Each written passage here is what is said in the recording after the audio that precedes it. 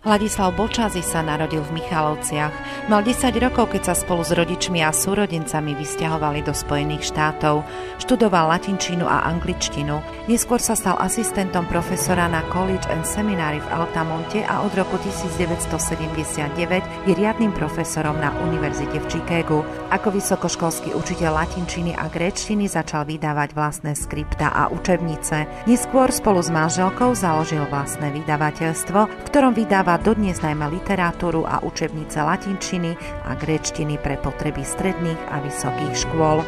Je autorom niekoľkých kníh, publikoval množstvo odborných článkov, rozhlasový seriál a vydával viaceré časopisy. V roku 1990 vydal vo vysokom náklade anglicko-slovenský slovník profesora Jána Šimka a odvtedy viac než 30 diel slovenských autorov v angličtine i slovenčine. Medzi týmito viac než 50 000 titulmi kníh sú teda i informácie o slovenských dielach v angličtine. Vďaka vytrvalému úsiliu Ladislava Bolčázyho sú diela slovenských autorov prostredníctvom angličtiny prístupné v amerických knižniciach, univerzitách a vzdelávacích inštitúciách a približujú slovenskú kultúru americkej verejnosti i potomkom našich krajanov, ktorí už po slovensky nevedia. Vydávanie a distribúciu slovenských diel v Spojených štátoch vydavateľ Bolčázy dotuje z vlastných prostriedkov.